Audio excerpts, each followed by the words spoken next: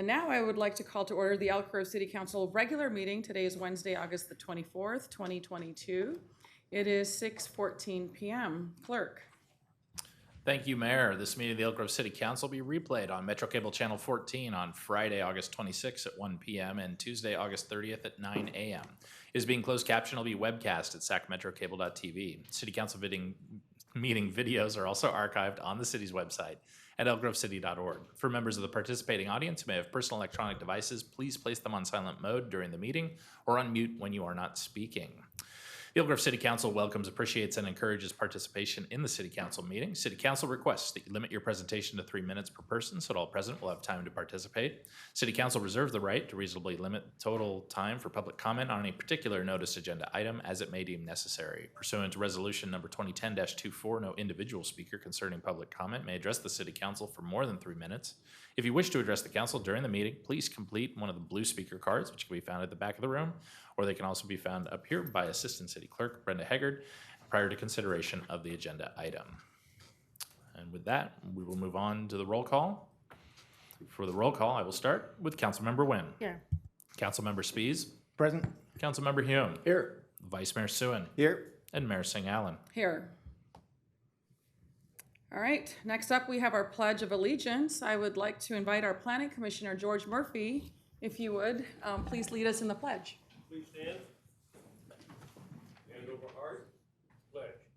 I pledge allegiance to the flag of the United States of America and to the republic for which it stands, one nation, under God, indivisible, with liberty and justice for all.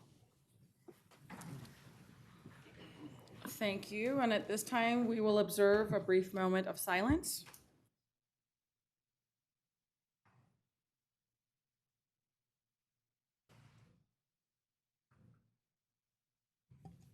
Thank you. All right, looking for an approval for our agenda. Can I get a motion? Motion. All right, all those in favor, please say aye. Aye. Aye. All right, closed session, clerk. For Section 3 of the closed session, there are no closed session items, which will advance us to Section 4, presentations and announcements. That first item being item 4.1, a proclamation recognizing August 2022 as American Muslim Appreciation and Awareness Month. Do we have representatives from CARE and Al-Misbah here this evening? I'd like to invite you up front. And I will read the proclamation. American Muslim Appreciation and Awareness Month for August 2022.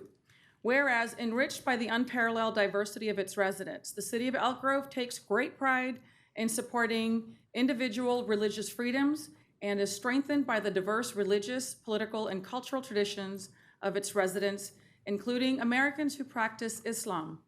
And whereas CARE California is the largest Muslim legal services and advocacy organization in the United States and has been a valued partner organization within California on issues related to the census, emergency response, pandemic relief, responding to incidents of hate, and providing civil rights and immigration services to Muslim, immigrant, and Black, Indigenous, and people of color communities.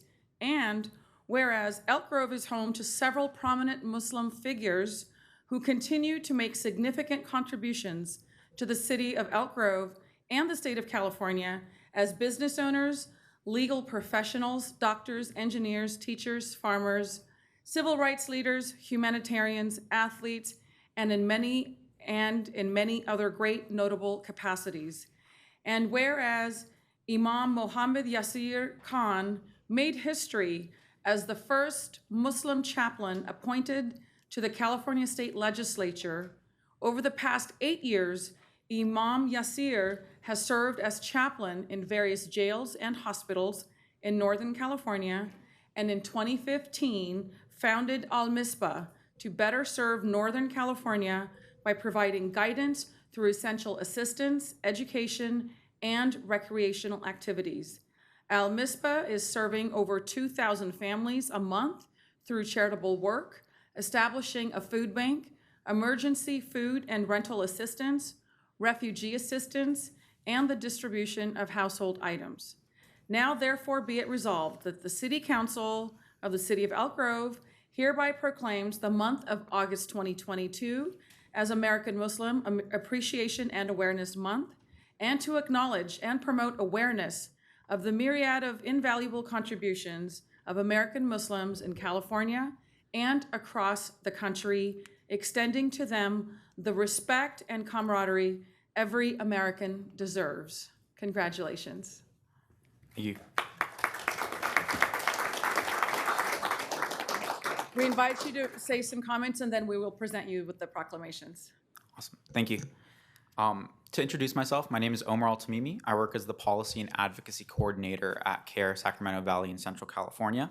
I want to start by thanking you all for helping us bring this resolution together. Councilmember Nguyen, who helped us introduce it and was our point of contact, as well as the mayor and all of City Council, as well as all the staff who helped us bring this together. In our first year of coming out of our pandemic norms, it's important now more than ever to recognize that the Muslim community for all of its contributions to our society and city. We saw rises in hate crimes across the board over the pandemic, while most notably our API communities faced the brunt of that. A lot of our other communities as well, including the Muslim community. This resolution solidifies and unifies our community as part of the Elk Grove community and works to dispel any notions of the city being unwelcoming towards our marginalized community. And it's also important to recognize just how much the Muslim community contributes to the city of Elk Grove amongst a number of organizations, Al-Misbah, Masjid Al-Tawheed, the Islamic Center of Elk Grove, MCYC, and Mass SSF are amongst many others, including business owners, doctors, lawyers, community organizations who are being recognized on the city and state level. At CARE, we hope to promote the understanding of Islam with our fellow communities, as well as provide civil rights and legal services. We do so by hosting immigration clinics and legal clinics, as well as general policy advocacy. And for that, I'd like to now pass it off to Al-Misbah, Chef Jenna, who's being recognized tonight for their amazing work this past year, which ranges from immediate support for refugee families, more specifically our Afghan community, and it ranges from that to community building events that they hold regularly and much, much more. So I'll pass it off to you. Thank you. All right. Assalamu alaikum. May peace and blessings be upon all of you. My name is Jenna Sultan, and I am the resident scholar at Al-Misbah. Imam Yasser appreciates everyone's understanding for his absence as he wasn't able to change his travel arrangements. He wishes he could be here to share this memorable moment with everyone. We at Al-Misbah are honored to be recognized for the work we do by serving the community. Al-Misbah believes in being a community partner by serving those in need with basic essentials such as hot meals, groceries, diapers, vehicles, housing for the homeless, refugees, domestic violence survivors, and rent assistance, regardless of one's faith, ethnicity, or race. We serve on average 2,000 families a month through 18 mobile monthly distributions by working with community partners that share the same value of service. Imam Yasser Khan is truly humbled to be recognized this evening, and this is a testament to all the hard work and sacrifice every one of his colleagues, staff, and volunteers have made. He's blessed to be a part of this team and wonderful Elk Grove community. May we all be used for good and never for bad. May we all be used for spreading more love and positivity by erasing hatred and negativity. Thank you. Assalamu alaikum. All right, thank you. We will come down there.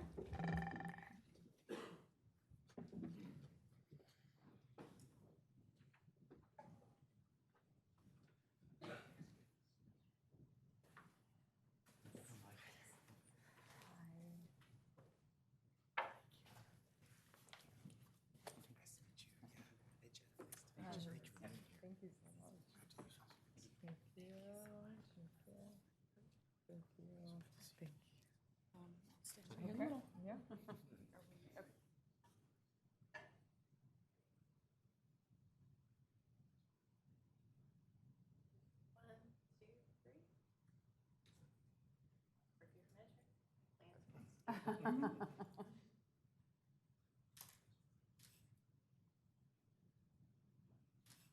Thank you. Thank you. Thank you all.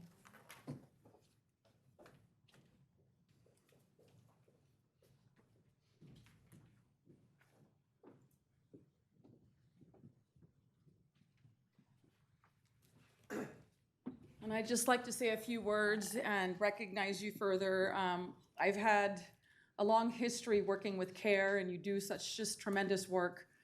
And what I appreciate most is that you show up for other communities, not just the Muslim community. I have attended many events with CARE throughout our region, and they really step up and are very supportive. So just thank you for all of the great work that you do in the community. And with Al Misbah, I think almost everyone here had an opportunity to tour the food bank and get a better understanding of all the great work that you are doing in the community, and particularly serving our Afghan refugees. So thank you both for your tremendous efforts. And this is a great partnership, and we look forward to continuing to work with you in the years to come. Anyone else want to provide anything additional? Okay. We will go ahead and move on to our public comment section. And at this time, I will open up the public comment opportunity. And there are a number of people signed up to speak. So we will start with Daryl Veal, followed by Bob Turner. And Mayor, Vice Mayor, and Council, I think I did get a signal from Mr. Veal that he made contact with staff, and I think he did leave, but just in case he's out in the foyer, Mr. Veal, this would be the opportunity for public comment, but otherwise we will move on to our next speaker. All right, not hearing any rush to come to the chambers. Yeah, I think We will move on to our next speaker, Bob Turner, followed by Mr. Gil Albiani.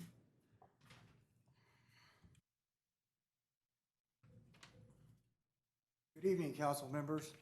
My name is Bob Turner, and I'm back. And the reason being is I live on Paul Hemus.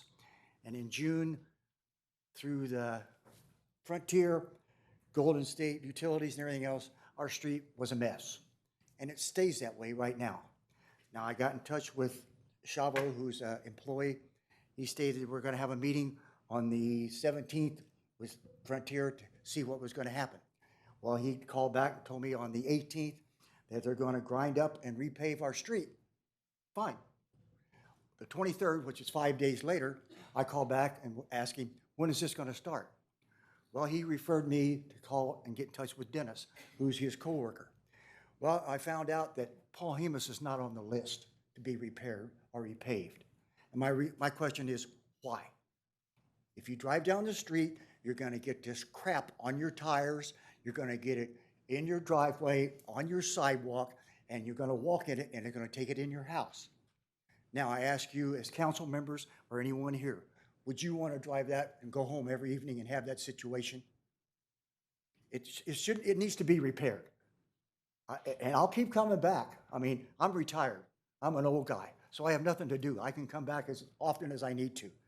We just want it to be taken care of. If any of you would care to comment, I would appreciate your help on this. Sir, we don't engage in public comment, but I will ask the requisite staff member to. We'll get with connect. Mr. Turner and make sure that whatever's necessary is done on Polhemus. And Kristen's in the audience, and ask her to get with Mr. Turner and speak with him about what Shoaib said. You need my name and phone number? No, sir. Kristen will take care of you. She should be here. Okay, who's Kristen? Kristen, right over there. Okay. She will meet with you. Thank you, sir. Thank you very much, I appreciate it. Look forward to not seeing you next time. Good, I hope so too, Pat. All right, next up, we have Mr. Gil Albiani, followed by Abby Jacobson. Thank you. It's been a very good evening just seeing the diversity and the unity that happens in our community. Isn't that great? It's pretty exciting to be a part of it for all these years. I have two purposes to be here this evening. One primarily is to thank you for all the years that you have supported the Sacramento County Fair and the Junior Livestock Auction. For years, I have come to you and other people in the community. As I look around, there are other folks that support it as well here in the audience. But I've come to you and said, hey, I need support to help these kids in the end of winter, early in winter, they buy young animals. They raise them through either the FFA program or 4-H, and they bring them to the county fair and the livestock auction and the livestock show. And it's kind of like a beauty contest. The animals are judged for their conformity, judged for how well the kids have fed them and cared for them and did all that. But every year when I ask you for support, every one of you reaches in your wallet, and it's not public money. I want to make sure everybody understands that. It's your money. And I ask you for support, and you've always said yes, and I say thank you. And I'm thanking you today, this evening, for that very reason, okay? We have 3 FFA chapters in our school district here locally in Elk Grove, one in Florida, and one in Pleasant Grove, and one in Elk Grove.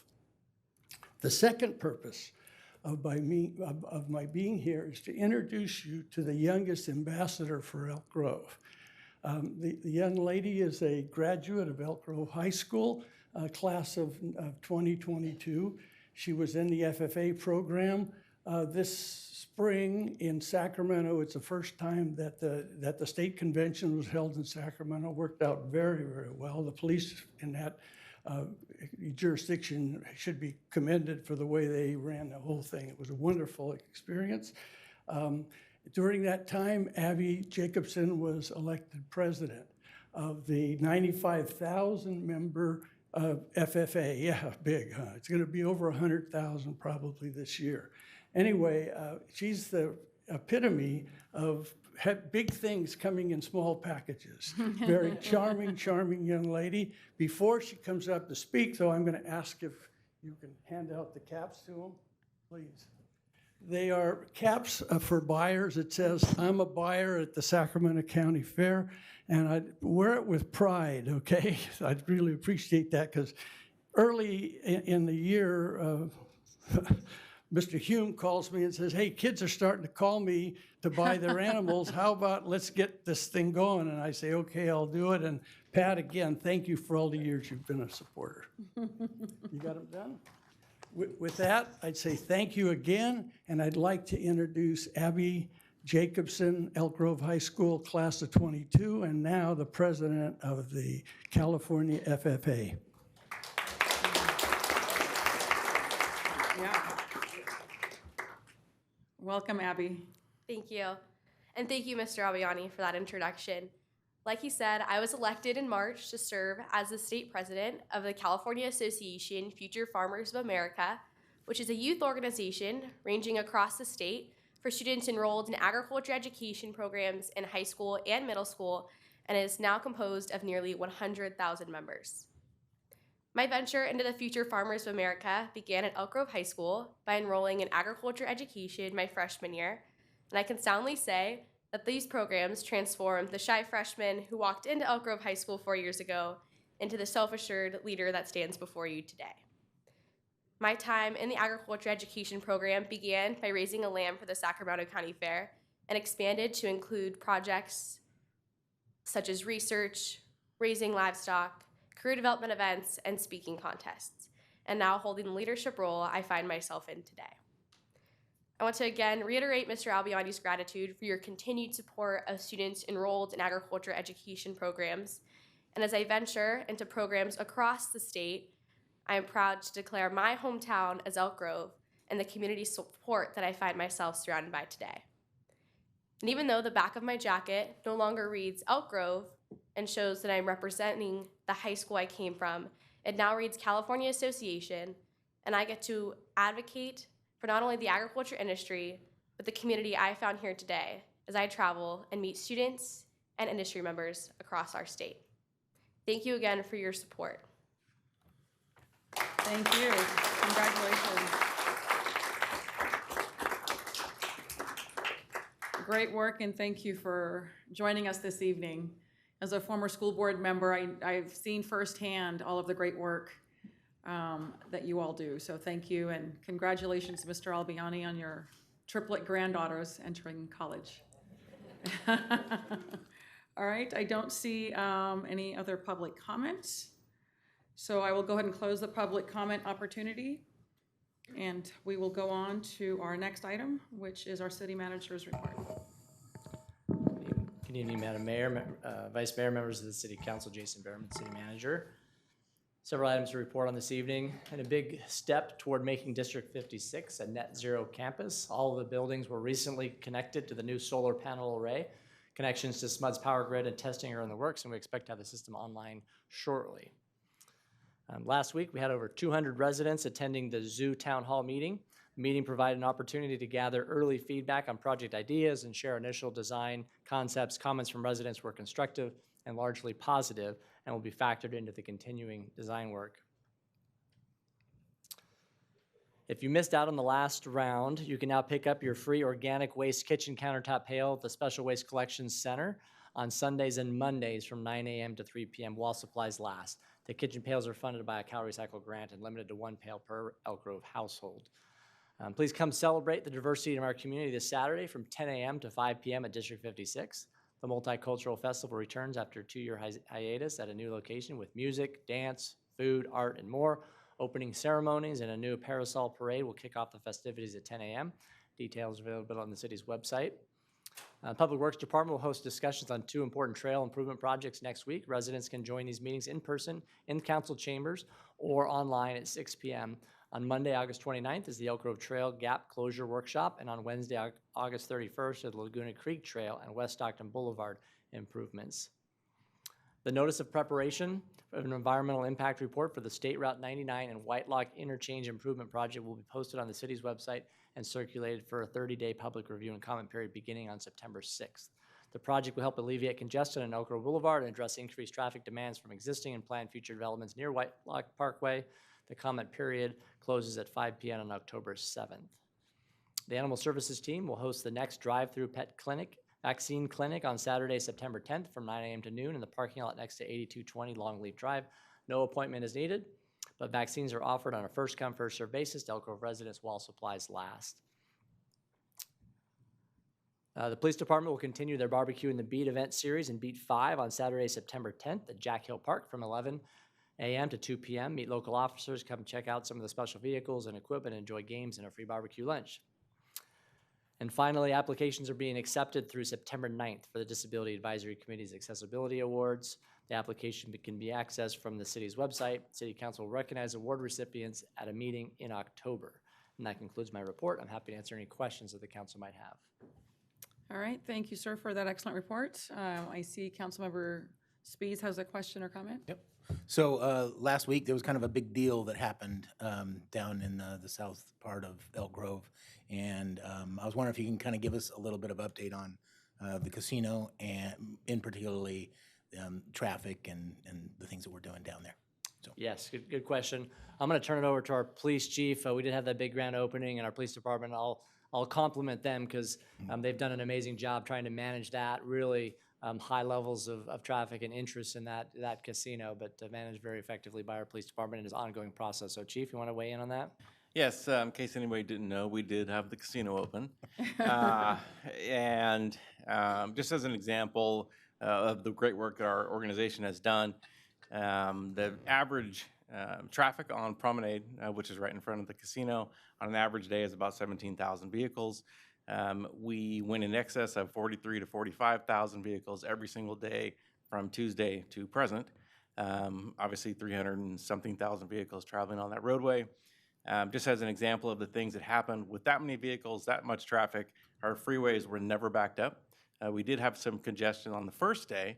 With our public works and the rest of our city partners, we were able to do some signage and some other things with officers to eliminate the traffic congestion, putting officers in our neighborhood, putting officers on the street, and letting the traffic flow, which significantly changed the approach for community when they were coming into the casino. In addition to that, with all of that traffic, we had 2 traffic incidents, which were minor accidents. And if you look at that much traffic coming in and out, those are pretty low numbers. There were no injuries. In addition to that, we were able to handle the ingress and egress of all of the people coming and going really without significant complaints in the sense of the congestion from our communities. We really made an effort to go out and provide that level of service that was needed to ensure that our community felt safe with the influx of the people coming in.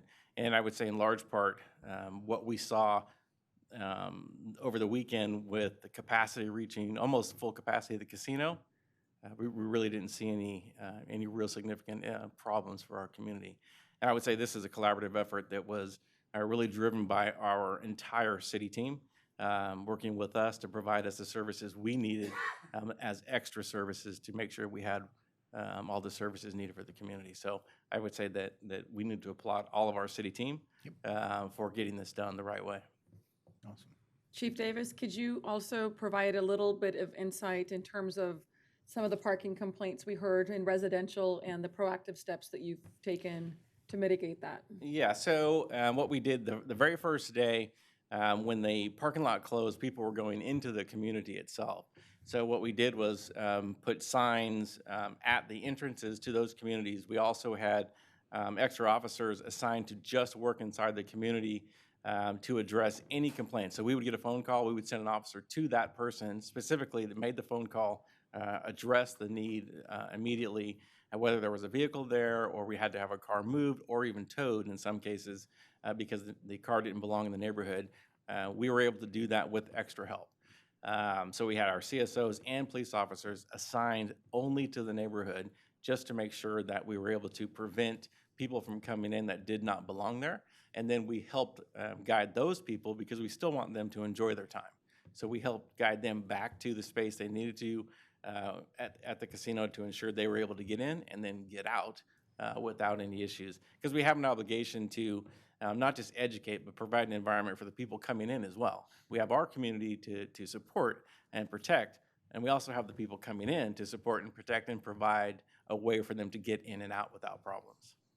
Very good, thank you. And I know that you've been doing a diligent job because right when it first opened, we all probably received a couple of emails, but I haven't seen anything in quite some time. So thank you, and definitely great job for the team.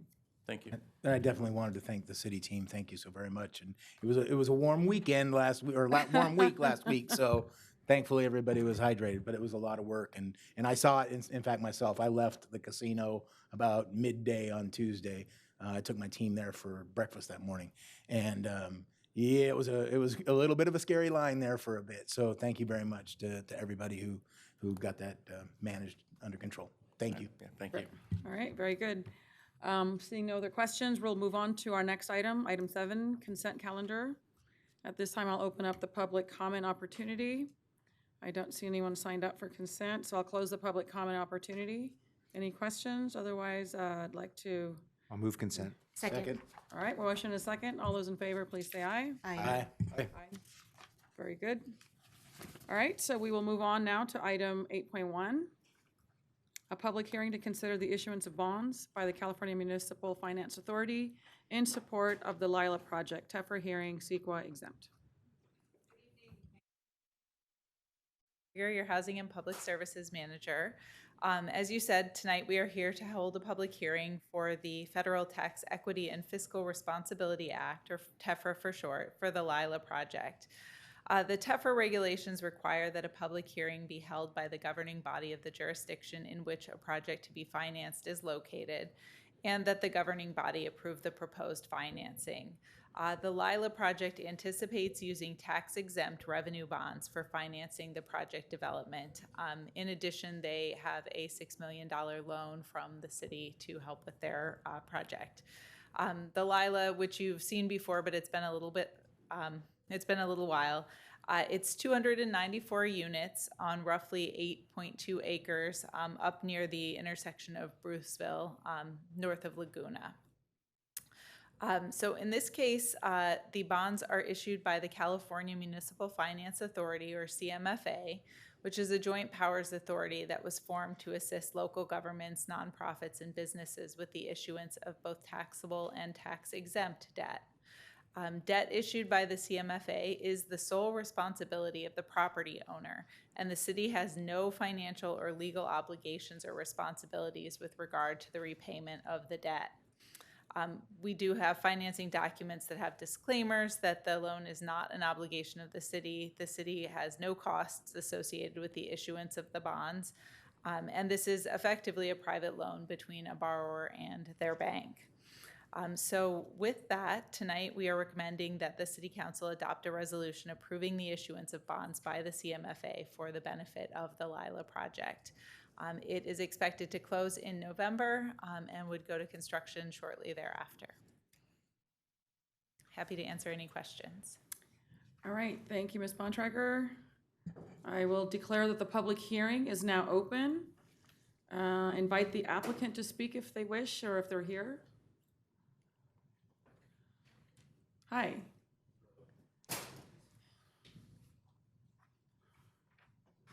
Madam Chair, members, Mike Kelly with the Pacific Companies. I didn't have any comments, just wanted to express that we very much appreciate your continued support on this project. It's been a long road getting here, and we're happy to declare that it is going to close in November. We anticipate construction, right after that. We're here to answer any questions you may have. My colleague, Anthony Stubbs from CMFA, is here to address any questions or concerns you may have as well. But again, I just want to very much express our appreciation for everything you guys have done thus far. So thank you. All right, thank you. I will now open up the public comment opportunity. And I do not see anyone signed up to speak, so I'll close the public comment opportunity.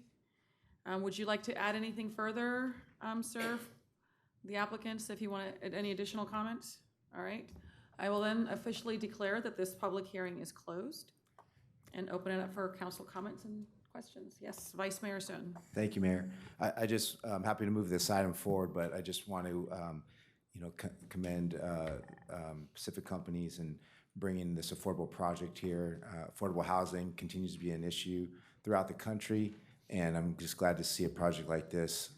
291 net units to serve our community is very much welcome, so thank you. Or any other questions? I already have a motion on the floor. I'll second. All right, we have a motion and a second. Any additional questions? No. All right, all those in favor, please say aye. Aye. Aye.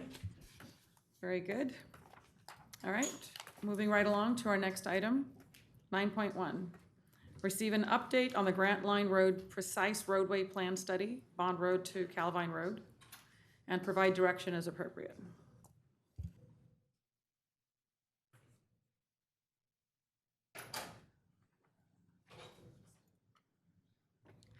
Good evening, Madam Mayor, Vice Mayor, members of the council. My name is Christina Castro. I am the Public Works Division or Capital Programs Division Manager. Here tonight, I am joined with Alan Glenn, a Senior Project Manager with AECOM, to provide an update of the Grant Line Precise Roadway Plan Study. Alan Glenn is a transportation engineer with a long history of delivering complex projects, and having lived near Elk Grove and Wilton for the last 30 years, brings a personal insight to the work that he has performed. So with that.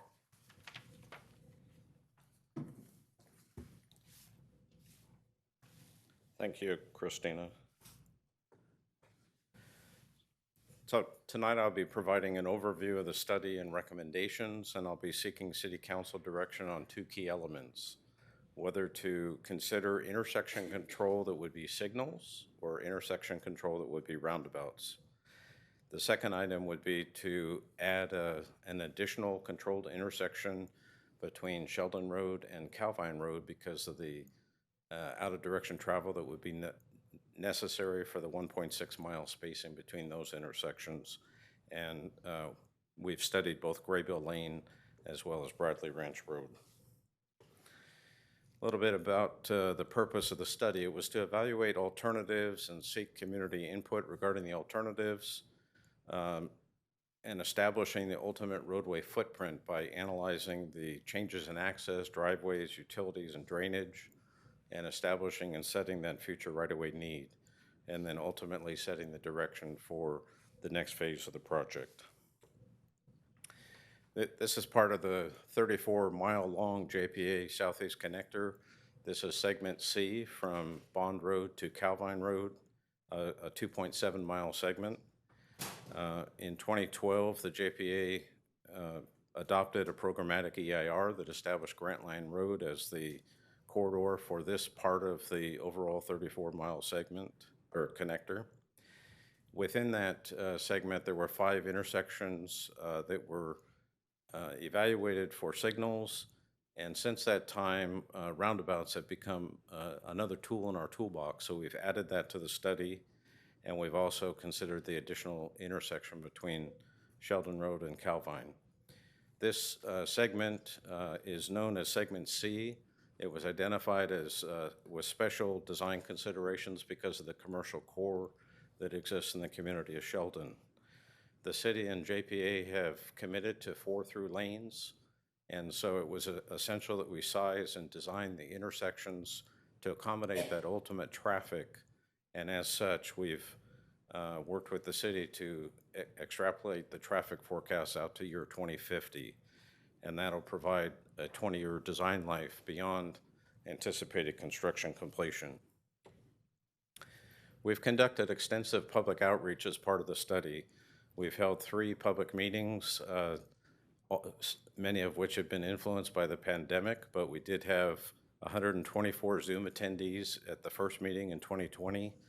We had a in-person meeting in the community that had 140 attendees, and you can see at the exhibit to the right, there's a large invitation mass mailing area that we've accomplished. And so we've really wanted to reach out to the entire community that not only lives adjacent to the corridor, but also travels through the corridor on a daily basis. And the third public meeting was a very focused public meeting associated with the opportunity between Graybill and Bradley Ranch Road. In addition, I've conducted personally over 50 meetings with property owners in the community, both residential and business property owners, that have been invaluable as we've generated changes and updates throughout the corridor. We've addressed numerous questions at these public meetings and in a frequently asked question website that we keep updating after each public meeting. And lastly, we've conducted 14 meetings with the Sheldon Community Association. They've been a great partner in this process. They have a very good pulse of the community, and we appreciate their input to the process. This slide shows a simplified version, I hope, of the remaining alternatives. If you look at the line down the middle, that would represent alternatives 1A and 2A. The circles represent the intersections. So for alternative 1A, it would be signals at each of those circles. And alternative 2A would be roundabouts at each of those circles. As a result of some of the study elements, we did add alternative 2C, which is at the inset in the upper left-hand corner, that would realign Wilton Road, and we'll talk further about that in a few minutes. And then at public meeting number 2, the community asked that we consider Bradley Ranch Road in addition to Graybill, so we added alternatives 1C, which would signalize Bradley Ranch Road, and 2D that would provide a roundabout at Bradley Ranch Road. This is the cross-section for alternative 1 with signals. As I indicated, there's 4 through lanes, 2 lanes in each direction. There's a 14-foot median, which is consistent with the JPA cross-section throughout the corridor, and that provides for left turn channelization at intersections. On the west side, there's also a 10-foot buffer and a 10-foot multi-purpose trail, and that trail extends the entire 34-mile corridor.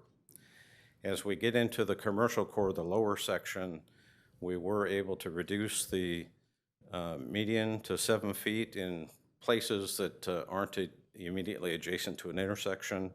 We've also reduced the buffer and narrowed up the trail, all under the effort to reduce the impacts to the commercial core. But this alternative, because it's a straight roadway, does impact 2 businesses, the Happy Garden Restaurant as well as the Wrangler Bar. Alternative 2 with roundabouts has a similar cross-section outside of the commercial core. The lower section does allow us to reduce the median width to 4 feet. And with the chicaning, the curving alignment entering the roundabouts, we're able to avoid the impacts to Wrangler Bar and Happy Garden and save those businesses. Now, looking at one typical intersection, comparing the alternatives, on the left is the signalized intersection option at Sheldon Road, and on the right is alternative 2A with the roundabouts at Sheldon Road. You can see that there's a slightly larger footprint required for the roundabouts, but the benefits that we'll share here shortly far outweigh the additional right-of-way impacts. The brown shaded area is the approximate right-of-way that's needed to develop either alternative. This is an artist rendering of what alternative 2A at the Sheldon Road intersection could look like. It's important to note that as we developed the study, the community often requested that we evaluate agricultural vehicles as well as horse trailers. And so we have laid out these roundabouts to accommodate those vehicles. And we've depicted a large horse trailer traveling through the roundabout at this location. So why would we consider roundabouts? Roundabouts have significant operational and safety benefits. If you look at the exhibit on the right, there's two primary things that drive the operational and safety benefits. One is reduced speed coming into the intersection, and secondly is the elimination of crossing maneuvers. So the diagram on the left of that right exhibit is a typical signalized intersection, and there's 32 conflict points, including 16 of which are crossing maneuvers that result in the most serious accidents. On the right is a roundabout with only 8 conflict points, none of which are crossing maneuvers, and the speeds are substantially lower. FHWA has determined that the roundabouts in a typical intersection should achieve greater than 90% reduction in fatalities, 76% reduction in injuries, and overall 35% reduction in crashes. At this particular corridor, especially in the commercial zone, you get the added benefit of reduced speed, which will enhance the ability to expand and create a better pedestrian environment. So comparing alternative 1A signals to alternative 2A roundabouts, as I indicated operationally and safety-wise, roundabouts are superior. From a right-of-way perspective, it's slightly superior on the signals because of the additional area that's required for roundabouts. But from a business impact standpoint, the roundabout alternative is preferred, and overall, the roundabout should be preferred. It's not to say that we didn't have our challenges at Wilton Road. As you know, that's a heavily built-out intersection with 2 gas stations on the east side and various businesses on the west side. We were able to fit a roundabout in there, but not without taking significant right-of-way from the gas stations in the corners. And in addition, the commercial properties on the west side would require all the parking to be consolidated into a single parking lot with ingress at the north end and egress at the south end. And those property owners were opposed to that. In addition, there's concern at the shopping center where their septic system is likely in the landscaped area between the parking lot and the road, and there's no alternative location to place that septic system. So if this alternative is selected, it would likely cause a full acquisition of the shopping center. And these issues caused us to look at alternative 2C. So under this alternative, we would realign Wilton Road in a southwesterly direction, locate a new intersection a little bit south of the Ace Hardware store. But we would retain Old Wilton Road as westbound Wilton Road to northbound Grant Line. It would be a right-in, right-out only intersection, providing good circulation for all of the businesses. And this would eliminate the larger impacts that we saw associated with alternative 2A. So comparing alternative 2A and 2C, again, 2C would be superior from an operational standpoint because of the ability to split traffic. It would also be superior from a right-of-way impact perspective, especially with considering the right-of-way impacts at the existing Wilton Road intersection. And overall, alternative 2C would be superior. So taking a little deeper dive on the core businesses within the Sheldon commercial zone and looking at a comparison of those alternatives. Under alternative 1A, some of the red flags are the full acquisition of Happy Garden Restaurant and the Wrangler. Under alternative 2A, as I indicated, there's larger impacts to the right-of-way on the gas stations and the potential full impact to the shopping center because of the septic system, as well as the requirement to merge the parking lots, which the property owners were opposed to. And we don't see any significant red flags for alternative 2C, with maybe the one minor exception of the vacant land that wraps around Ace Hardware being fully impacted. So comparing, or as we move further north, during public meeting number 2, we did add as a result of public meeting number 2, we did add Bradley Ranch Road. So this alternative would, on the left side is the signal alternative at Graybill, and alternative 1C was added to look at a signal alternative at Bradley Ranch Road. Similarly, for alternative 2A, this is what the Graybill on the left side would look like from a roundabout perspective, and alternative 2D we added, which would present a roundabout at Bradley Ranch Road. Now, comparing these, both locations would operate very similar if we looked at alternative 2A versus alternative 2D. But it's really a delicate balance between the right-of-way impacts associated with the roundabout, if we were to locate it at Bradley Ranch Road, versus the access to the business community that is served primarily off of Bradley Ranch Road. And those businesses would be the winery and the equestrian center. So overall, with this delicate balance, overall they're very similar. Looking and comparing the costs and the right-of-way impacts, the costs of the total project, including right-of-way and construction capital, ranges from the low $43 million range up to the high $46 million range. So while there's a $2.5 or $3 million difference, it's all relatively close together in terms of the costs.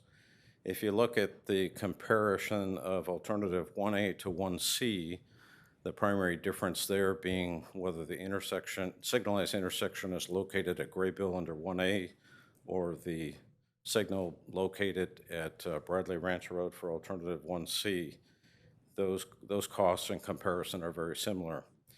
The one thing that this chart also shows is that there is one additional full acquisition out at the north end of the project. That's caused by the alignment that's been adopted by the project to the north of us, and it's really outside the limits of Elk Grove.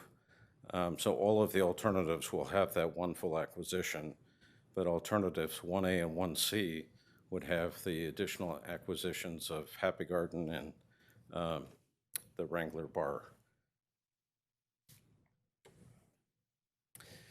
So summarizing some of the community survey responses, at each of the meetings we did ask the community if they prefer signalized intersections or roundabouts.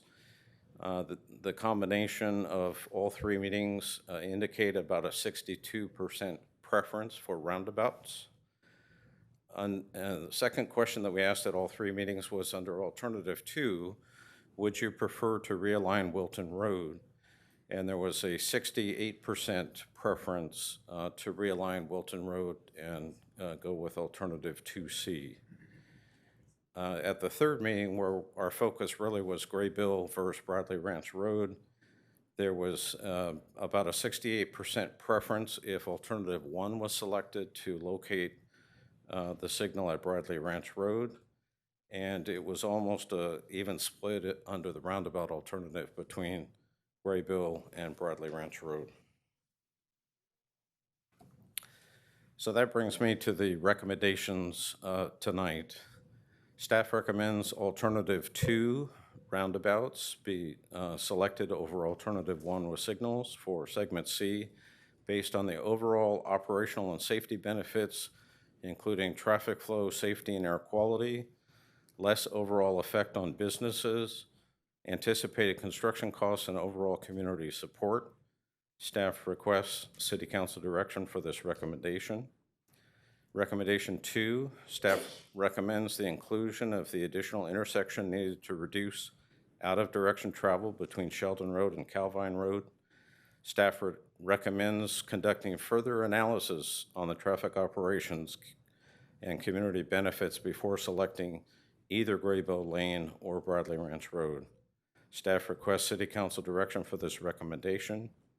Staff also requests City Council feedback on the intersection locations.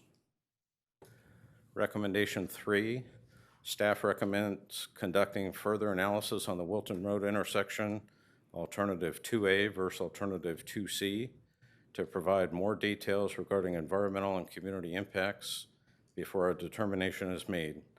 Staff requests City Council feedback on these alternatives. And the fourth and final recommendation is staff recommends incorporating the preferred intersection controls into segment C for the rural community plan of the general plan as part of the next general plan update. A supplemental EIR would be completed prior to the adoption of that updated general plan. Staff requests City Council feedback on this recommendation. So with that, I turn it back to you. All right, thank you for that presentation. At this time, I will go ahead and open up the public comment opportunity. We do have a number of speakers signed up. We will start with Cindy Widener, followed by Greg Thatch.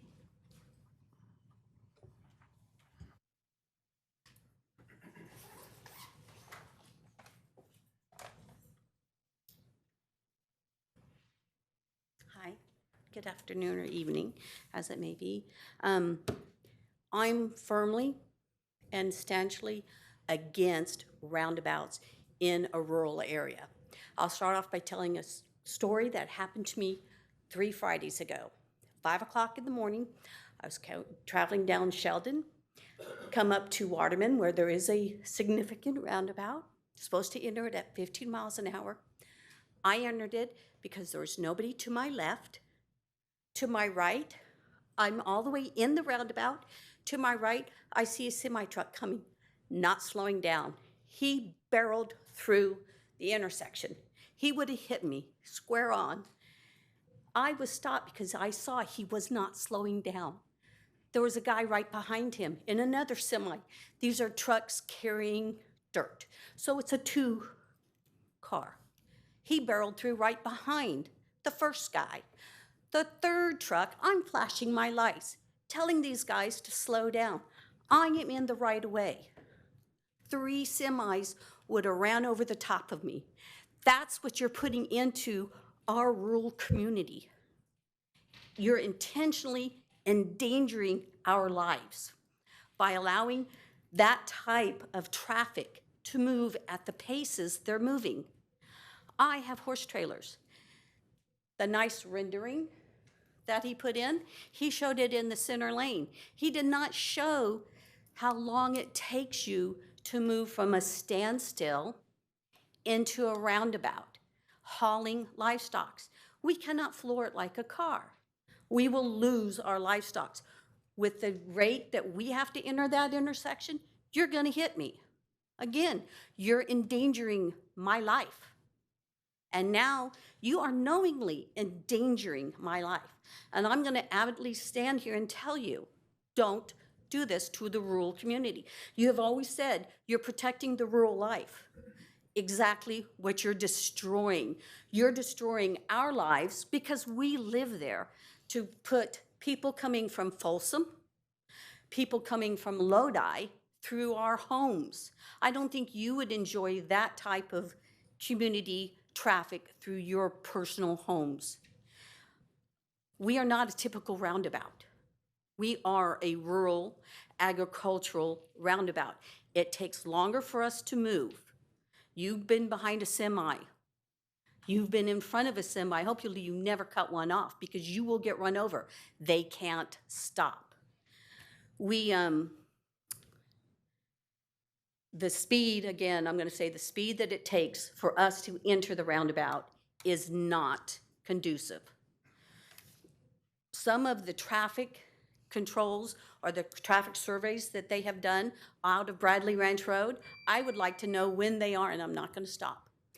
I would like to know when they are. You're denying me. No, I'm not denying you anything. It's a 3-minute public comment opportunity. Okay, you are personally, and I'm looking at everyone, you, endangering my life. You are knowingly endangering my life. You allowed somebody to misrepresent the comments that were done. I'm leaving. I'm going to sit down. But personally endangering my life. And I will, if I get hurt, personally, thank you, ma'am. Endangered my life. Next up, we have Greg Thatch, followed by Stephanie Jones.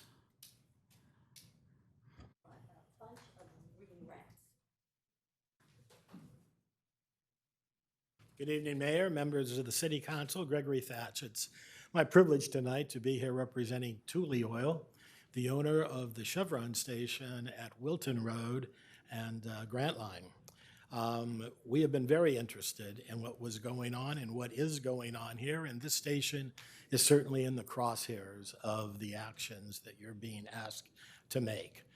I think the question has to be, what is the impact, what is the damage to the business, and what is the expense associated with that damage? The damage would be significant, particularly under 2C. The realignment of Wilton Road is a disaster for this business. Gas stations rely on two things: being on a busy road and having easy access. They're not destinations. We don't get up in the morning and say we're going to that particular gas station, although I'm sure my client would prefer that. But the fact of the matter is it's a matter of convenience. And when you make it inconvenient, those businesses don't do well. We have participated in this process, attended community meetings. We've sent letters to the city, have sent letters to your council about this, and yet tonight I heard virtually nothing at all about our concerns. Our concerns have been dismissed by staff. They claim that they are perceived only. Well, let me talk about perceived.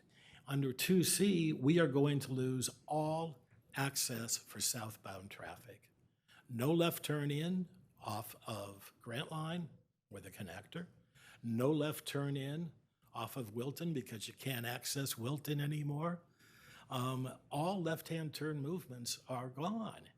Now, there is some suggestion that a new access will be handled, I think it's called Aliana, which would bring you in on the backside of the restaurants, of the bank, merge through that shopping center, and somehow get to this gas station. It's not effective. It doesn't work. We think that if you're going to go roundabouts, 2A is the better way to go. 2C is an absolute disaster, and it's very, very troubling. And again, I'm very troubled. I've heard all of the outreach that went on, and I'm just shocked that we have been ignored in that whole process. Never get responses, not sit down and talk with anybody. Our issues are real. They're real, and I think they could become quite expensive to the city. We don't want that. We just want to continue to operate the business in an effective and profitable way. And with that, Mayor, I would close and answer any questions. Thank you for your comments. Okay. We will go on to, let's see, Stephanie Jones, followed by Eric Bedsworth. Okay.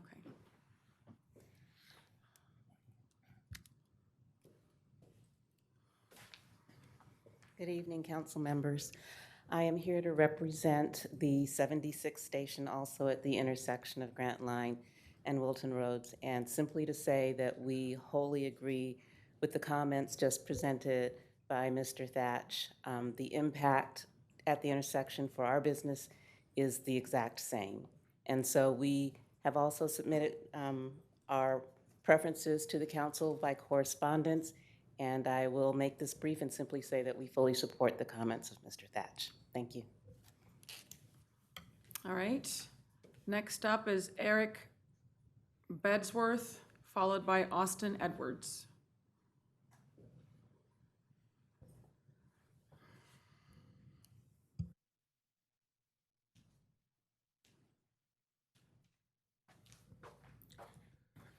Good evening, Mayor, City Council members. My name is Eric Besworth. I am a citizen on Bradley Ranch Road. I come here today to provide my support for a solution on Bradley Ranch. The reason for Bradley Ranch over the Graybill solution is you're talking a 1.6 mile stretch between Sheldon Road and Calvine Road. It is the last of two roads before a mile stretch to Calvine where the traffic is 60 plus. And you're gonna slow it down with a roundabout? That's not gonna happen. So you're taking two streets of a community of multiple homes, a horse center, a winery, and a farm, a bunch of tractors, it's the busiest road in that area. But yet there's been no analysis on the traffic patterns. But either way, it's the only stop. You're gonna take away a left turn, and they can only make a right-hand turn and go a mile away if they just wanna go to the store, half a mile away. So there's some things that need to be considered. So my support is for the Bradley Ranch options. A signal is best. I don't believe that the roundabouts is the right solution. However, I agree with the recommendation that further analysis needs to be done. Thank you for your time. Thank you. Next up is Austin Edwards, followed by William Myers.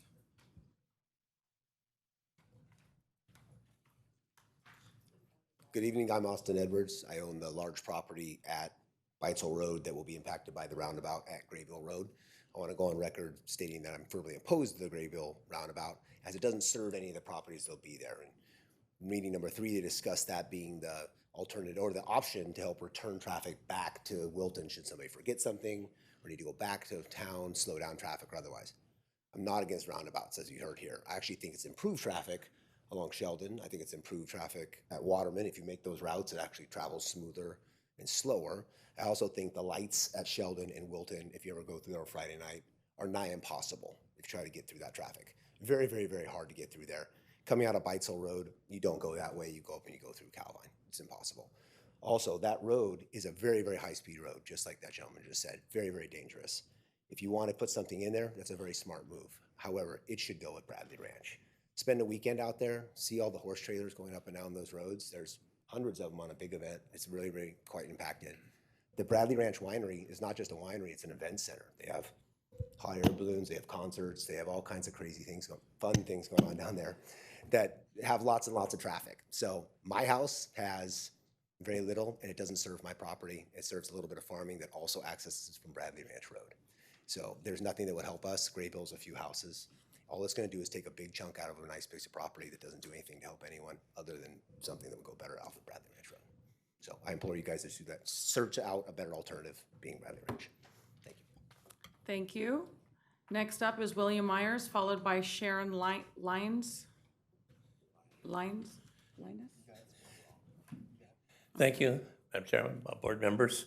Sheldon Community Association, from the time we learned of the coming of the connector, got involved right away because we knew this was going to be a really big challenge to try and put that big roadway into an already settled community. First, we looked at it to see if there were possible to go around it some way, and there were no really viable ways to do that. You could do it engineering-wise, but there were all kinds of environmental problems. So the decision was made to keep it in the roadway. We bought a big problem when we did that. Now, that was a real challenge for the city So the first thing I want to do is to thank the city for the magnificent job you have done in accommodating our perspective, consulting with us, you know, and with the business community that we really set out to, from the very beginning, to protect. You know, this was tough, and the first thing you have done right is consult everybody you possibly could. You did it in 3 ways. Going back, what was it, 10 years ago to a charrette? The JPA started the charrette. They couldn't finish it. You stepped in and paid for and let us finish the charrette till we came through with an idea, just basically how to fit that road, you know, going through Sheldon. Any number of, you know, of meetings since then have already been mentioned by Alan, okay? Not to mention the monthly meetings we had with your staff to go over what was being done. Now, nothing works perfectly in that situation. Believe me, there's just no way to put that there without problems. And for that reason, I also would like to thank you for your creativity. You know, you could have just read the books like engineers do, you know, take this page and transfer it over here. We had places you couldn't do that. I believe it was probably, I don't remember who it was anyway, very early on, maybe it's Gary Gunwald, made a quip looking at the Wilton Road and the Grant Line intersection. He said that's a puzzle meant to teach us to live in the world of today because all of the answers are wrong. There's no way you could come up with any answer than to have something wrong with it. So what do you do with it? And your staff began to think, how can we handle this in different ways? And came up with the idea of removing it down the street, which would actually save businesses that we thought we were going to have to give up, would actually just disappear. Now, they haven't solved everybody's problem, we know that, okay? But one has to thank you for the effort that went into that. My last point. I think there's a takeaway out of this. When you get to these really tough, you know, kinds of situations, everybody has to give up something. You have to compromise to reach a community objective. But in doing that, I think what we've learned is you compromise, but you also cover each other to make sure the compromise that others give doesn't kill them. Thank you. We both compromise and we protect. Thank you very much for all your effort. Thank you. Thank you, Mr. Myers. Next up is Sharon Lines, and followed by Sharon Anderson.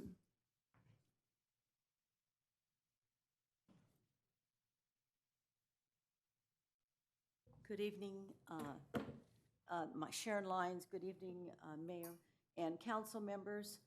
I agree totally with what Bill said. I was involved in that process for 20 years, but anyway, I will continue. The Sheldon Community Association and GRESHA, the Greater Sheldon Homeowners Association, started this connector project with SACOG 20 years ago, and have continued attending meetings all these years until today. We did it because we cared about Elk Grove and our valuable rural area and the old town of Sheldon.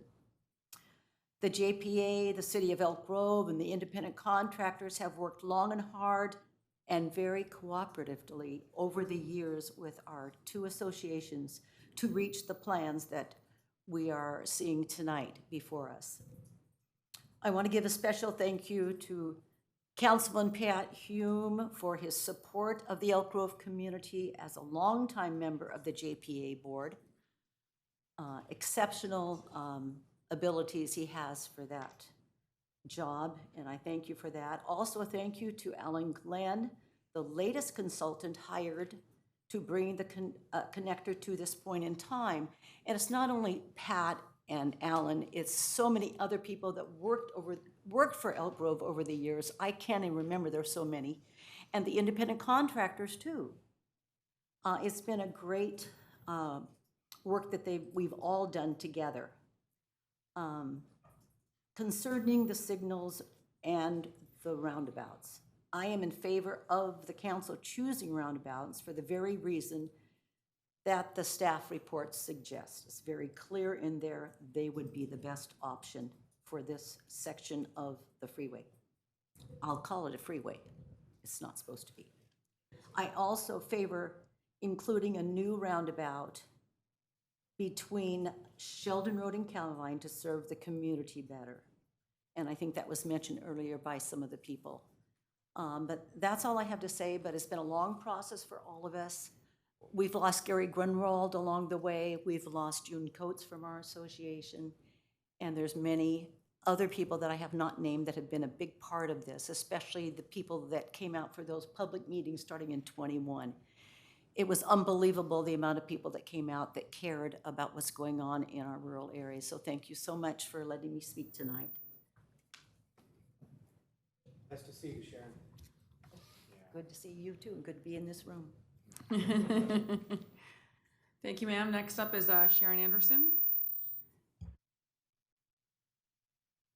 That's a familiar face. I'm Sharon Anderson, also a member of the city's Trails Committee. Listen, Sharon used to come to our Trails Committee meetings and very well informed us on, the aspects of country life and life in Sheldon. But I also am in favor of what staff is proposing simply because as a cyclist and a walker, I believe it opens up some really wonderful opportunities for safety for all involved to have roundabouts versus stoplights. Nobody wants to see a bicyclist sitting in an intersection or having to come to a stop in an intersection, have to gain speed while the light is turning yellow and 4 lanes of traffic going either way. That is not safety for a cyclist or anybody else because we can't always get to the push pad very easy to try to trigger a signal. So roundabout for me is one of the best, that's the most reasonable alternative. So anytime you put a roundabout in our city, it helps your cyclists and it helps your pedestrians. And I think it's gonna improve the walkability within the area in general, walkability, cyclability. So appreciate what the staff has done, appreciate you being able to, have your voices heard, and I'm looking forward to seeing your deliberation and seeing you guys, how you make your sausage today. Thank you. And I thought I saw another speaker card being handed in. Yeah, I think a planning commissioner who ought to know better than to sneak a speaker card in at the last minute tried to do so. Here I come. Welcome, Mr. Murphy. Good evening, everybody. We wouldn't be here tonight talking about this if it wasn't for that man sitting right there. Oh, he's to blame. Thank you. No, he is. If he hadn't have got those charrettes going and found the resources to get those charrettes going, we would have still been talking about this within the community and not up here tonight. I can tell you that right now. I'm in support of the roundabouts. I live in the community. I've been on the working group. I was asked to sit in not only as a community member, but also as a liaison to city staff, being a planning commissioner. And it gave me a chance to funnel questions back and forth. I can tell you that Alan Glenn has listened to every single concern that has been brought up. And our biggest thing on the working group was to make sure that those original principles laid down in the charrettes were adhered to within the confines of what can be done out there. And we've saved the businesses, we've provided access, I think these are going to slow traffic down, and it's going to move traffic. Every time I think of the options of signalizations, I think Howe Avenue, Watt Avenue, Hazel Avenue. I live out there, and I know at certain times of day, you may as well just stay at home. Just wait, because you're not going to, and if you want to make a left turn into one of the restaurants, you can almost forget about it. So I think the work that's been done, staff, thank you for your time, most definitely. And also, one group has been left out somewhat is the community in general. They came out to the meetings. They expressed their voices, their concerns, and Alan and his group took all those comments in and put them into what you're seeing tonight. Now, I know you're not here choosing locations, or all you're here tonight is to look at roundabouts versus signalization. I support the roundabouts. I strongly support the fact that this thing has to be memorialized. We need to get into the general plan, get a plan laid out so people that live along Grant Line Road and have businesses out there have certainty. So they can sell a home, they can buy a home. They know what their property's worth. I think Alan has done a very good job laying out your options, but that'll be down the road. So I support the roundabouts. So thank you for your time. Thank you, Mr. Murphy. I don't see anybody else signed up to speak, so I will go ahead and close the public comment opportunity and turn it over to our council for questions and deliberations. We'll start to the left with Councilmember Hume. If it's all right, Madam Mayor, given that I'm the one maybe closest to this project, I'd like to allow my colleagues to opine first.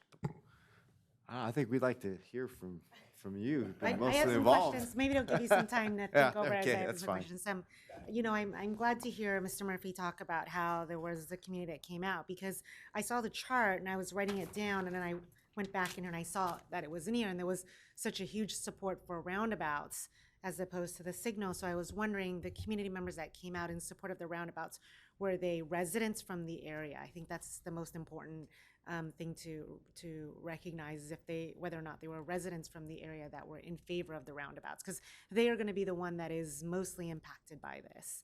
I get the businesses as well too, but I have a deep heart for the residents that are in the area. So I'm not sure. Yes, I'm seeing some nods and some shakes, so I'm not quite sure.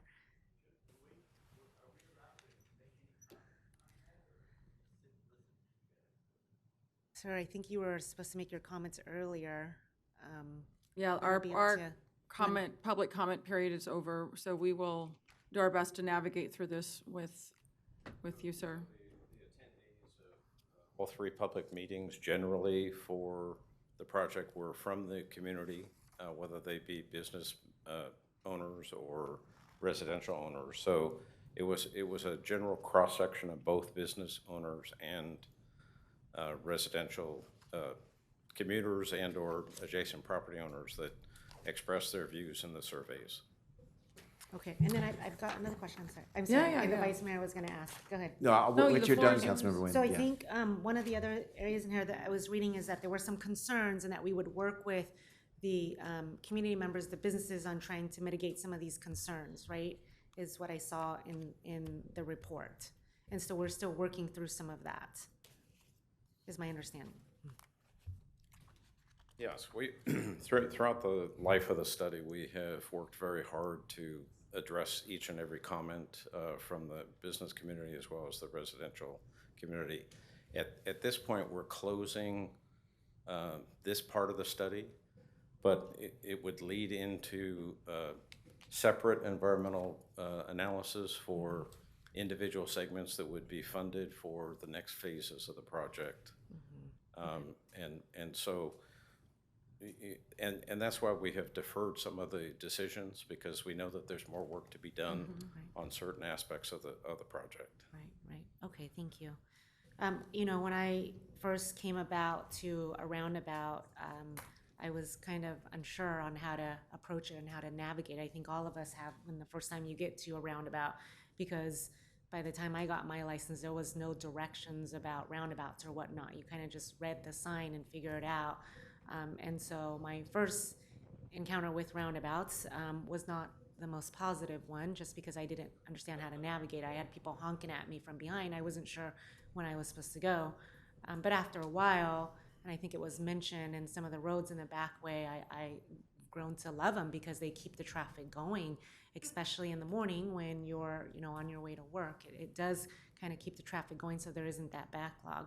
But as I was reading through the report, one of the things that really stood out to me more than anything, especially now as we have new drivers, young drivers, and folks that get preoccupied with things like their phone, their radio, or whatnot, is that I saw the Federal Highway Administration in the report has stated that more than 90% reduction in fatalities, these roundabouts, 76% reduction in injuries, and 35% reduction in all crashes. And so those are important things for me to read, especially as a mother who's got young children. And so I'm going to put it out there that I'm in support of the roundabouts as well too, but I'd be interested in hearing what the rest of my colleagues have to say. Thank you. We'll go to Councilmember Spies. If I can get the slide on the screen where it had the number, the safety benefits that are referenced not only by Councilmember Wynn, but it was brought up in many comments. I think that's a pretty powerful slide. So are we going to work this recommendation by recommendation then? We're going to kind of. We can do it however you like. Yeah. If it's the Yeah, easiest way, it's I the don't have a easiest problem with way. it. I just wanted to be sure. so I Yeah, didn't no, that's launch off the into easiest way to something else. manage it. Okay. So yeah, this is the slide that Councilmember Wham was referring to. Okay. All right, go ahead. Yep. So first of all, there are a lot of folks to thank, but I do appreciate bringing up one of our past engineers, Gary Grunwald. I think it's important to memorialize him, recognize him here, because he was a fantastic guy who did a lot of good work for the city. Left us way too soon, and so I just want to take a moment to think about him, and thank you for reminding us about him. I have I kind of a love-hate relationship with roundabouts. I've used roundabouts since I was the ripe old age of 20 in England, and I've had the opportunity to go through probably some of the most complex roundabouts in England and France and Paris, and so I get it. People aren't always happy with it. People want to see what's on the other side of the roundabout, and they want to see there's a whole lot of things. I have some concerns personally with some family members who live close to a roundabout. The concerns don't fall on deaf ears relative to me. I get it. I get that traffic circles they certainly are a change in thought process. They can feel daunting. I get it. I do. But relative to be clear, what a roundabout does is, and I want to be sure that I say it correct, so I want to be, it reduces the likelihood of a head-on collision, right, which results in a fatality. And for that reason, a traffic circle is the safest. I'm not suggesting that it doesn't have accidents, but what I'm talking about is fatalities. We can walk away from a car accident, or we can walk away from a side swipe, but we don't walk away very much from head-on collisions. So with that, I won't go longer on it. If we're starting recommendation by recommendation, I will support roundabouts, or I would ask for roundabout studies. Vice Mayor Sun? Thank you, Mayor. First, Councilmember Spees, thank you for mentioning Gary Grunwald, and I want to thank Mr. Myers for mentioning his name as well. So I was thinking in the same lines as you. I had a couple questions regarding, we heard comment tonight from Mr. Thatch about, pretty strong words about being left behind and ignored, and I'd like somebody to address that in terms of the outreach and what kind of conversations have taken place.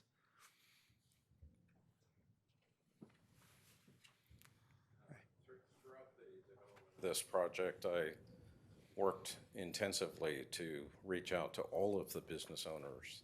I stopped by personally to the Chevron station 3 or 4 times. I stopped by the Union 76 station 3 or 4 times. Never got a return phone call. After public meeting number 2, it was the first time that the Thule Oil Company did engage with us, and I did meet with him. I had a virtual meeting with him, showed him all the alternatives, talked through the issues, and heard his concerns. And so we've continued to make that available to them, and we've tried to incorporate everything that we possibly can in terms of communication between the project team and the community to make sure that their concerns are heard. Do you feel like there's room for further brainstorming in terms of access to either of their properties?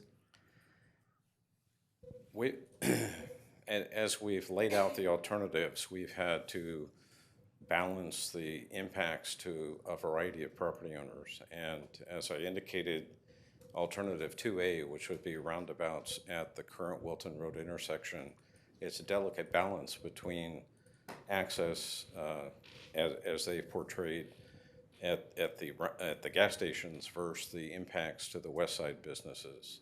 And to try to mitigate some of that, we did add a driveway that connected Aliani to the shopping center that would allow vehicles that are heading southbound to go through the Aliani roundabout, enter the shopping center, and then come in to the Chevron station from the north side of the shopping center. And so we have worked to try to mitigate their concerns. But, you know, we have to look at a holistic project and aren't able to address every concern. Yeah, and if I understood you correctly, the impacts to Sheldon Inn and it would be I think it's Steel Realty over there.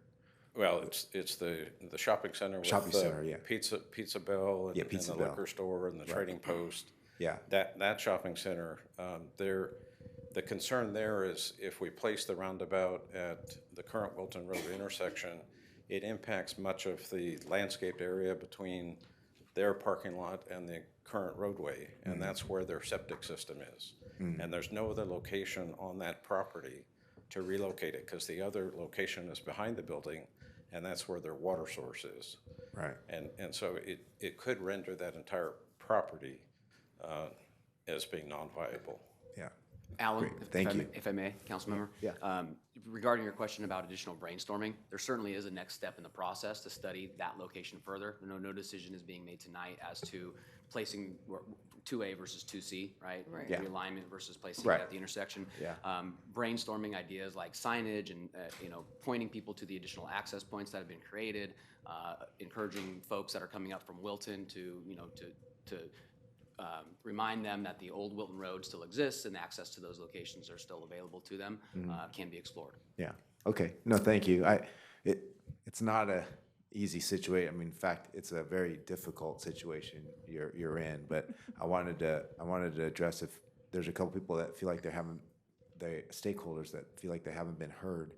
I just want to make sure we address that. So Yeah, thank you. we've tried to be very diligent with the business owners. Yeah, if I could also add, Councilmember Suen, I was surprised to hear that as well, since myself and Public Works staff actually met with Mr. Thudge.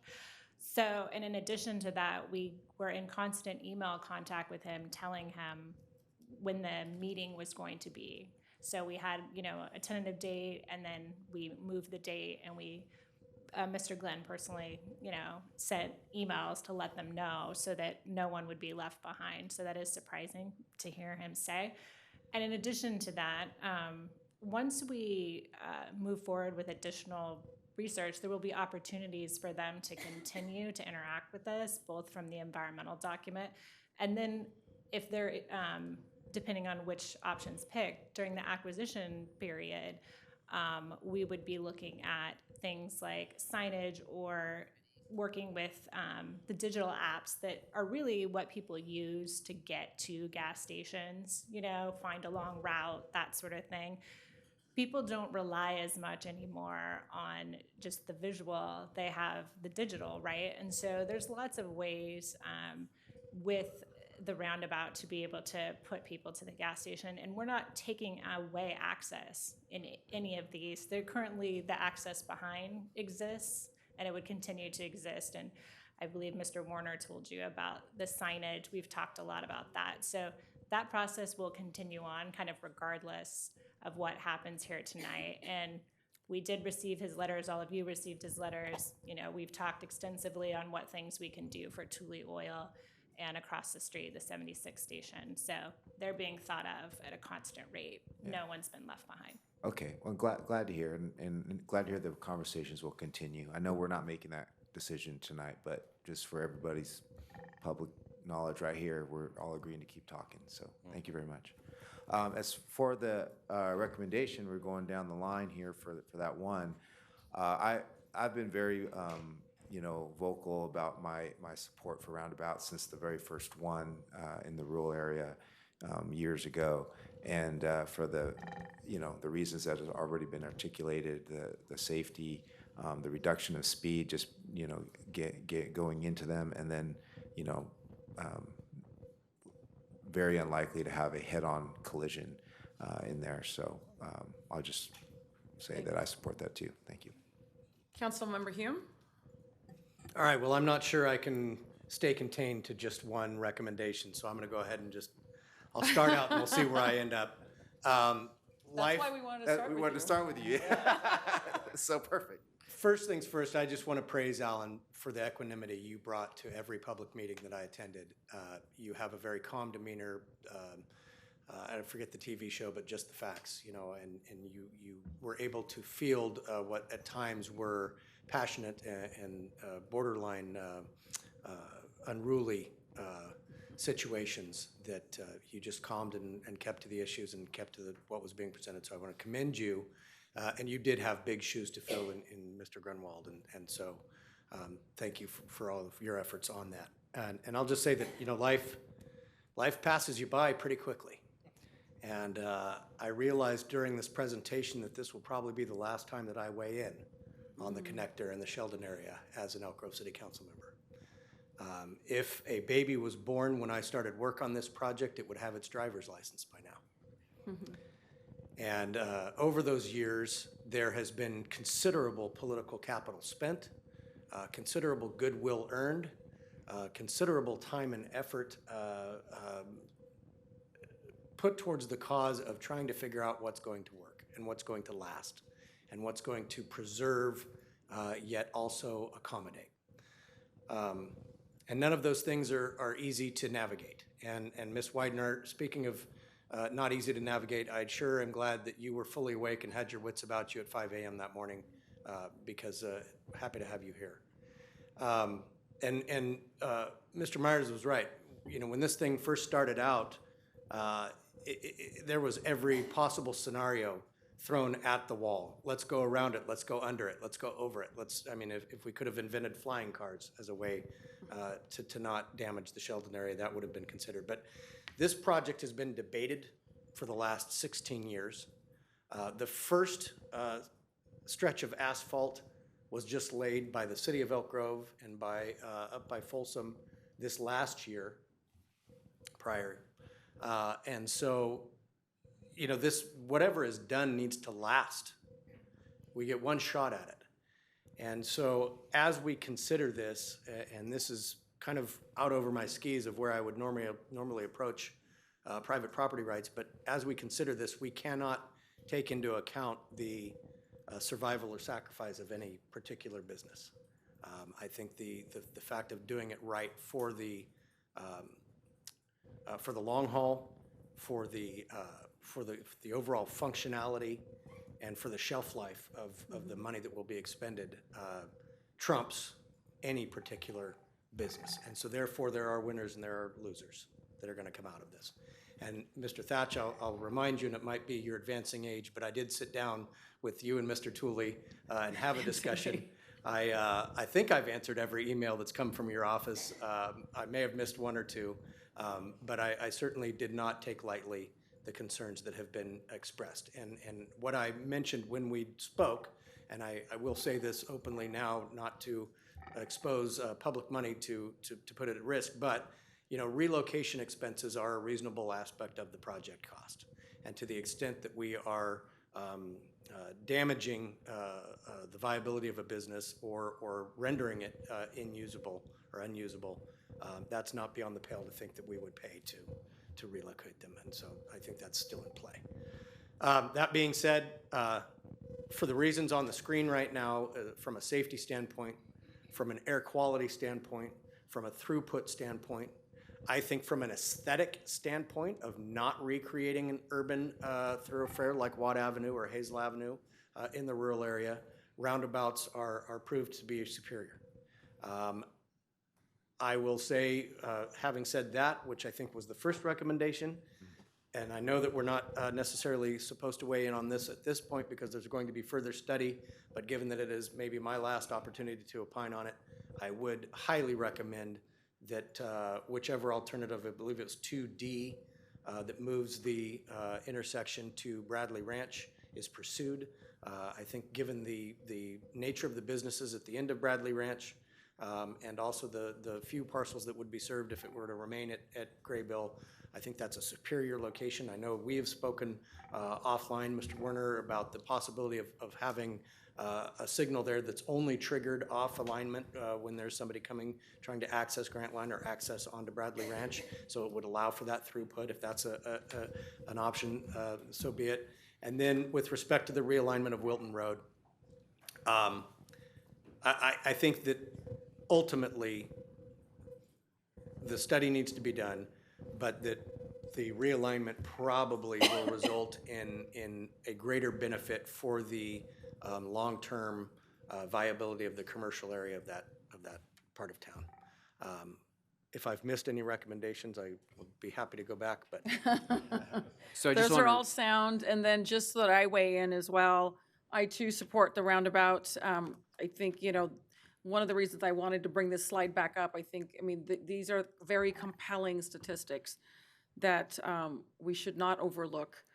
So I think that's important. For me, it's important, the safety of the residents, but I'm also, very mindful of that small business impact, because again, small businesses are what lifts local economies. So I'm very mindful of that. And as a reminder as well, I also actually had one Zoom meeting with Mr. Thatch and Thule, and I've actually spoken today to the property owners for that shopping center, the Bindra family. And we still have a number of conversations to be had. But where it comes to the roundabouts, I think the statistics and studies speak for themselves. And I really appreciate everyone that did come out, whether you supported this or not. What I see here is a very involved community, so thank you. And the outreach process and how intentional it was, and the feedback and the participation. That's what good participation looks like. And so I applaud everyone's efforts in making sure that that was realized. So we don't really have motions. These are just really more guidelines and recommendations. Mayor, if I may, Yes, just want please. to comment on something Mr. Hume said. We are seeking your feedback Yeah. on the locations. We're not necessarily asking that you must give it, and we're Yeah. certainly not taking action on it, but we would like your feedback if you're willing to give it. As Well, far you as. got the roundabouts? Total recommendations. That's correct, yeah. So recommendation 2, staff recommends the inclusion of the additional intersection needed. You all can read that in front of you. So just as a reminder, there were 5 intersections studied with the Mhm. EIR for the connector. This would include a 6th intersection that would reduce out-of-direction travel at somewhere between Sheldon and Calvine Road. Those 2 options being Graybill or Bradley Ranch, and Mr. Hume has already commented on his preference for that location. Yeah. I'm good with Mr. Hume's Yeah. Same. option, Yeah. direction. Likewise, if I could, I just want to acknowledge, because that landed heavy on me. This is going to be his last time weighing in on this item. So I just want to acknowledge your leadership on this. We'll solicit his input regardless. Oh, absolutely. Yeah. May or may not provide it. But, I think the community's been very complimentary, and I just, as one of your fellow colleagues up here, I just want to take the opportunity to also, my respect and much love for what you've done with this project and everything on the city, but we'll have more time for that later, but. Yeah. Okay. So that was a support for recommendation 2. Yeah, Bradley Ranch, I think Mr. Edwards also articulated that too, in terms of the traffic going through there and who it would serve, so, yeah. So I would also go along with recommendation 2. It appears to me that Bradley Ranch is a better solution, but we do need to do a study and make sure that works out appropriately.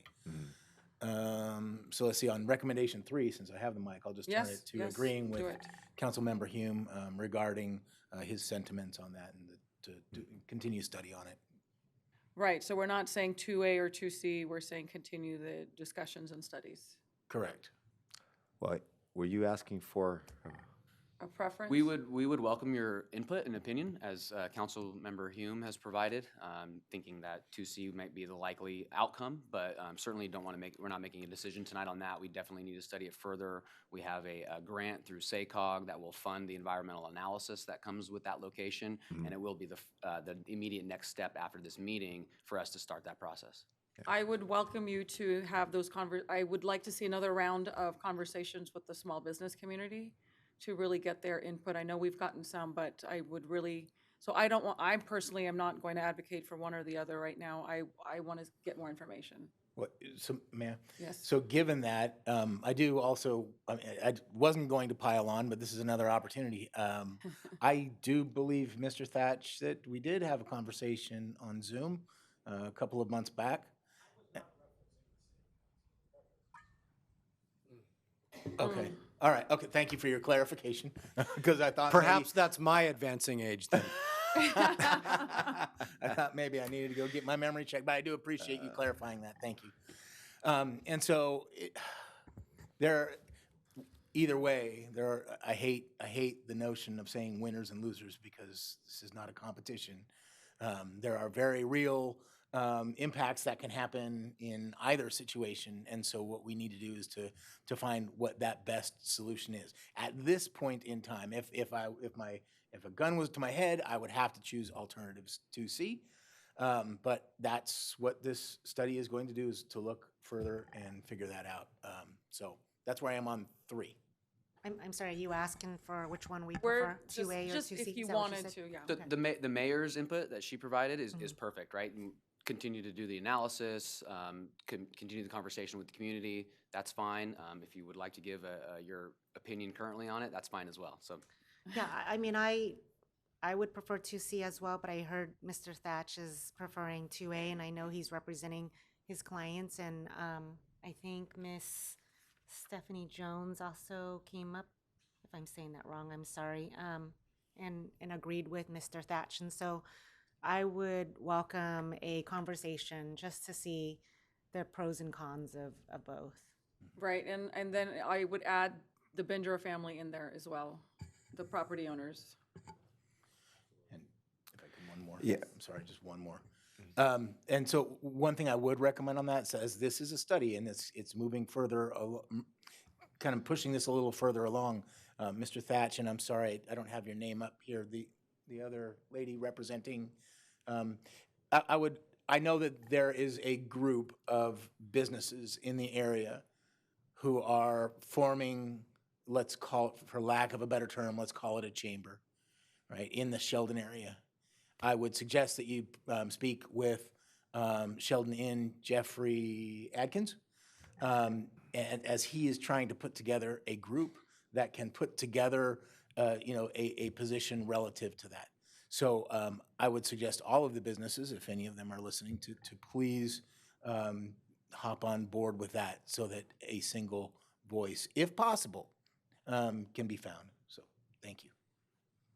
Being mindful that even those businesses will have their own unique perspective of how it impacts their business. Oh, absolutely, So- right? But it's very helpful to have a group Yes. that comes in and says, oh, this is how it impacts us. Absolutely, and we need that information.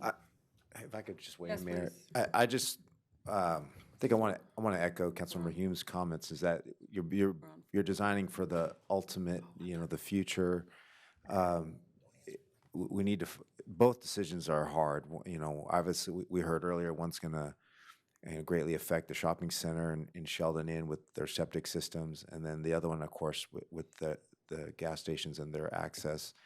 So I think if we stick with the overall, what's going to work best for the community in the ultimate configuration, and then we're going to have to deal with, I don't like to use the term winners and losers too, but I'll just say the consequences of that vision. So. And recommendation 4? Yeah, absolutely.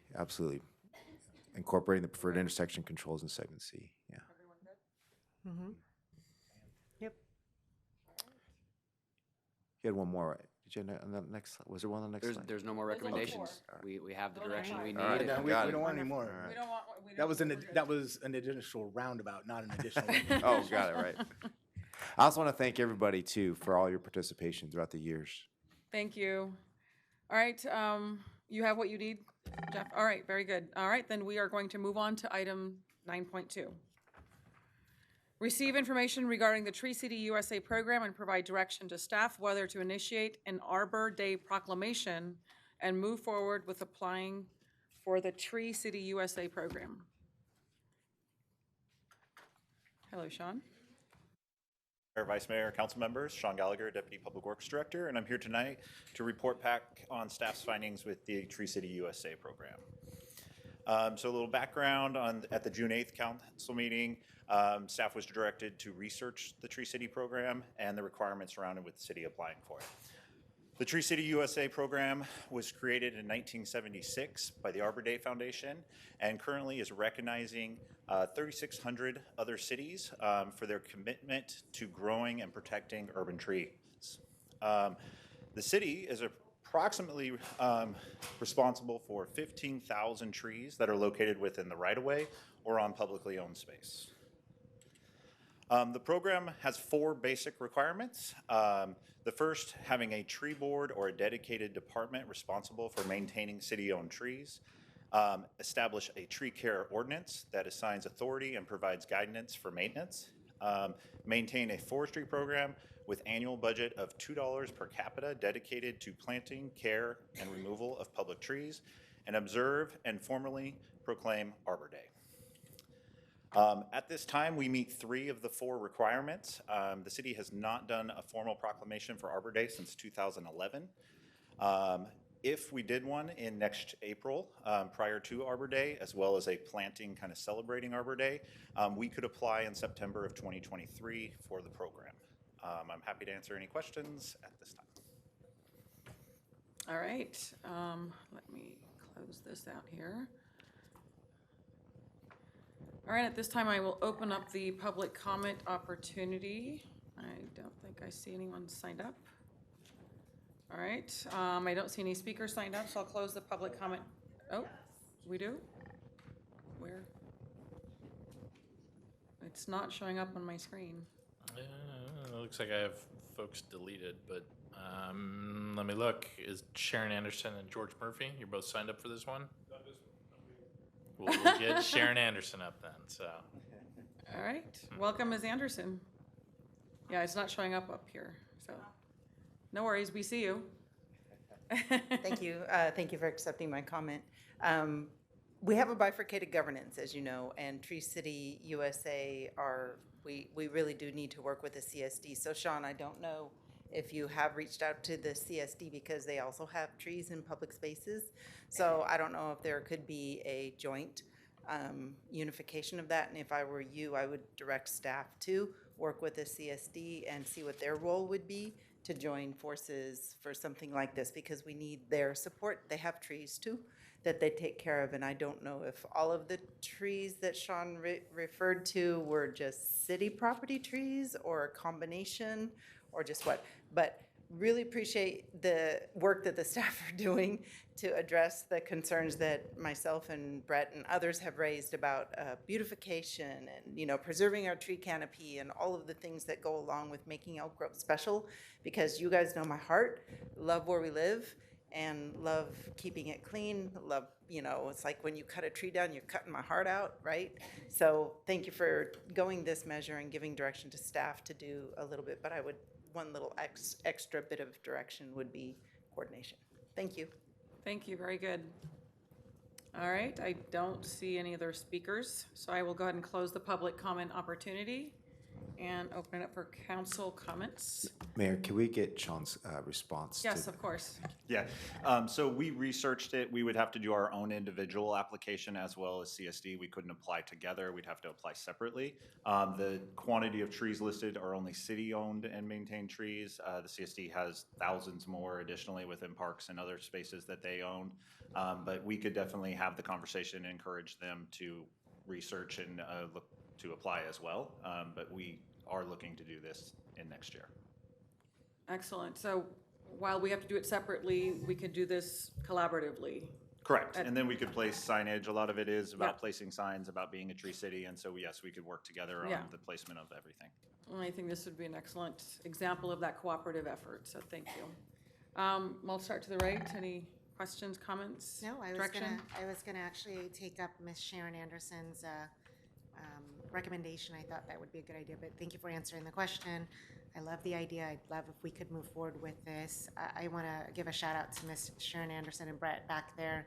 Every Saturday morning, they're out there cleaning our city, and she is just a wealth of knowledge. I got a chance to walk with her, and she explained why the feathers were in the streets and, the smell. Do you smell that? That's because of this. And I mean, she's just an encyclopedia of just everything out there. And I just appreciate every Saturday she's out there cleaning our city here, and I look forward to being out there again with you. Probably not this Saturday because we've got the Multicultural Festival, but the next couple of Saturdays to come. But yeah, I'd love to move forward with this. Councilmember Spies. Okay, so actually, CSD does do Arbor Day proclamation every year, and so maybe next year we can look at doing a joint proclamation. That's one thing that maybe we could do. And of course, understanding, of course, that the applications and such have to be, by jurisdiction.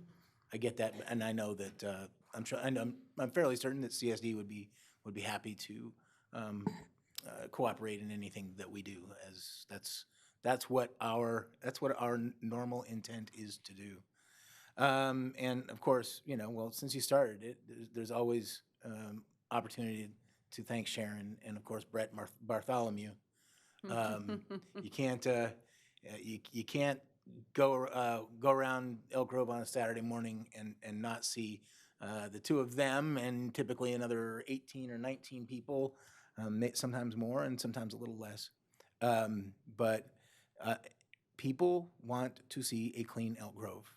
I really wish there was a way, and I know I'm going off a little bit of sideways. I really wish there was a way that we could get people to stop littering, because the street can look great, and then 5 minutes later, somebody's hamburger wrappers are all up and down the street.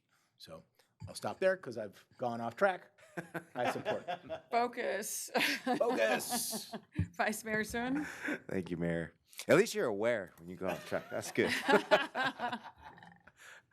But I also want to echo the comments to both my fellow council members with Brett and Sharon. Thank you so much for keeping our city clean.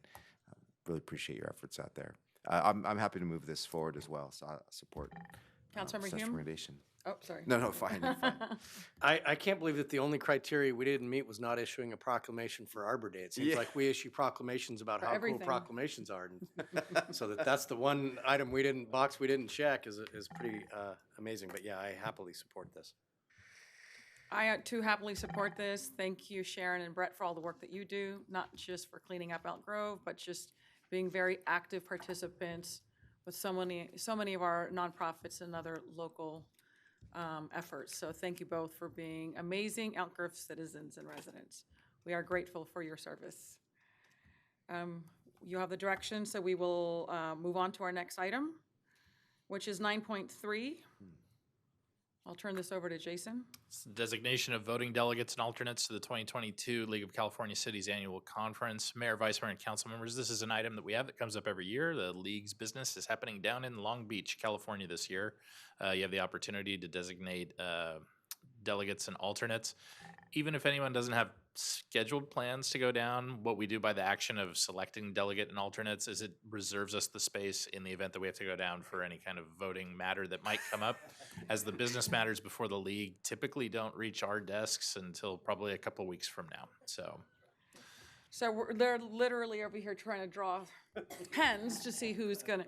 Got a busy year this year. Vice Mayor, I will be there for a day for the Women's Caucus, but I'm going to a different conference in San Diego, so I'm going to make the trip for the Women's Caucus meeting. But maybe Vice Mayor, if you're available for some of the governance meetings. Second. I have a floodplain management association conference that same week, and I'm introducing Congresswoman Matsui on Wednesday. Do we have I a could date? fly down Friday morning, only to fly back Friday night, but that's, other the than business meeting occurs on September 9th. Does that work for you? So that's when they would take any kind of a voting action. We're all looking at our Friday. calendars, Hard. September 9th. I just want to note that I've been down there. I've been the voting member for the last 6 years in a row. But You have not. I was there. I was the alternate. Lucky number 7. September 9th is a Friday. Oh, no. Will you be able to Actually, do it? I can't. That's also, And you have a big event. yeah. I will volunteer if you're not going to, I'll miss your event, but I will go ahead and Well, commit it's on to the 9th, so it's actually on a Friday. No, I'll be in, oh, okay, I see It's a what you're saying. Friday. That's why you could fly in. Okay. So Yeah, I'm already gonna be down there, so. Yeah, if you're already down there, Mayor, you could, right? I'm We going to could be in vote San Diego, but it's on fine. I Friday? can make it happen. And if I again, need this to. is just to select delegate and alternate. It doesn't require you to be there because we won't know what the actual business Items. matters are that come forward. Are they still allowing virtual participation? Not that I'm aware of. So. All right, I'll navigate through that. And but I'll if do you can't- alternate. I'll do an alternate. Just I got to. I may have relatives coming in from All right, Australia so on the 9th. I'll nominate also. myself. And Well, nominate me you as our, as an alternate Yeah. if I can figure it out. okay. And I can follow up with the league as well about what teleconference options there are. So. I suppose I was supposed to open up public comment opportunity, but I don't think anyone's interested in providing an opinion on that. I think you can proxy your vote too, right? I think they allow you to Procedurally. We can look at what options there are, so I can ask them about whether proxy is Okay. a function that can be done or That whether would be the, excellent. Teleconference. Okay, very good. All right, well, we'll sort that out between us and make sure that Elk Grove is represented either way. All right, moving on to our next item, council comments, reports, future agenda items. I'll start with Councilmember Nguyen. Nothing to report. Councilmember Spies. I slipped my comments in under the general administrative comments, so thank you. Vice Mayor Sun. Yeah, I mean, and that's actually I was gonna make the same comments, but that was very good. You maybe brought to mind something actually I was thinking about too, so I wanted to talk to council about this, which is the garbage all the time. Like yes, great job, with Sharon and Brett and everybody picking it up, but how about a campaign? A public or what do we call it? The public Public service, public service service announcement. campaign, about keeping Elk Grove clean, and getting our kids, our youth commission involved, and so. And the only way you can solve that is if we start fining people for littering, because it's like, but I don't know that we want to do $100 fines for people anymore. So, No, but I mean, you fine people for littering, right? Yeah. There is a fine for littering. Do you want to start fining people for littering? I would be all in favor for that. I'll make the motion right now. I'd be in favor of bringing that back. No, But I wonder about something more just more conscientious of mind, right? Like if we whether it's just some short videos or something that remind folks, and sometimes sometimes it's teenagers or something. I mean, maybe if we could just bring it to front of mind, maybe people will take notice. Right now, nobody even thinks There about are cities with signs that say keep. This city is your city. beautiful. Take care. Take care of your city. To or- have that pride and civic pride in one city. Yeah, I support what you're saying. think It's a mind shift, right? Yeah. In terms of behavioral. Right. Just to remind folks. I mean, it may not work, but I mean, I don't know about the why isn't it worth a fines. shot? And the fines aren't going to help, but Are you looking at this for an agenda item or maybe putting it out there? I like the youth commission idea of maybe engaging if there's a campaign they want to do. yeah, I mean, Jody and Kristen will kill me, but yeah, I'd love to get some public affairs type of little video clips or something that. How about they we could do shoot like out what we there. do with our unhoused population and is turn in a bag of trash and you get a gift card. No comment.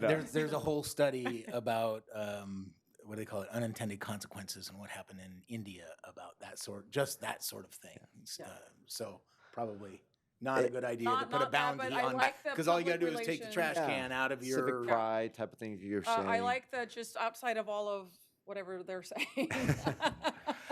I guess I fully appreciate the concept of having social media awareness of just, we all have pride in our city. We love our city and we want to see it beautiful as the population grows.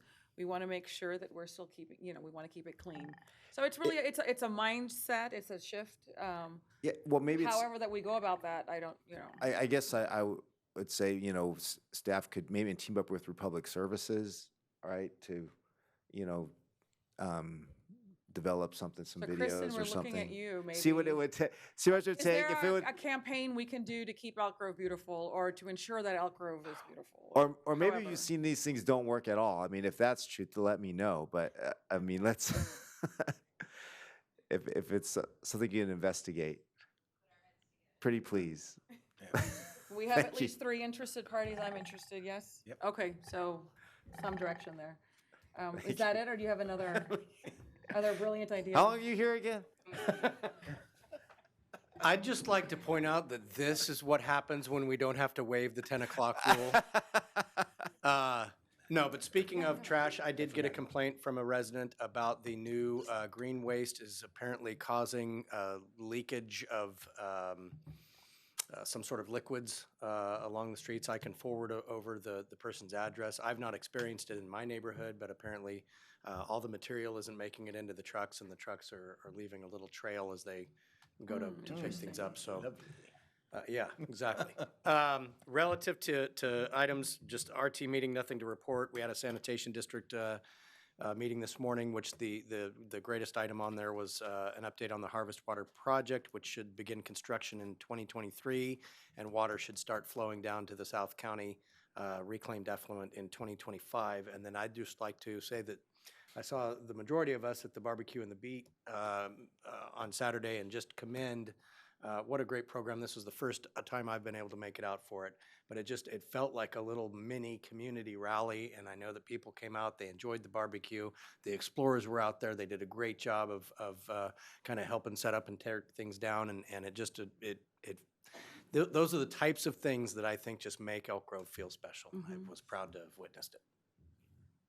And to your point, Councilmember Hume, I had a meeting with a group of business leaders earlier this morning, and they actually brought up, what is it, why does our community love the police department so much? What is that secret recipe, and how do we duplicate that in other cities? And so it was an opportunity to really highlight and showcase all of the great things our department does. And not only with this opportunity, but with the coffees and the popsicles and just really being active. It was a great moment of pride, being able to showcase that. And, others are looking to duplicate that in some of the surrounding communities, because you just don't have that.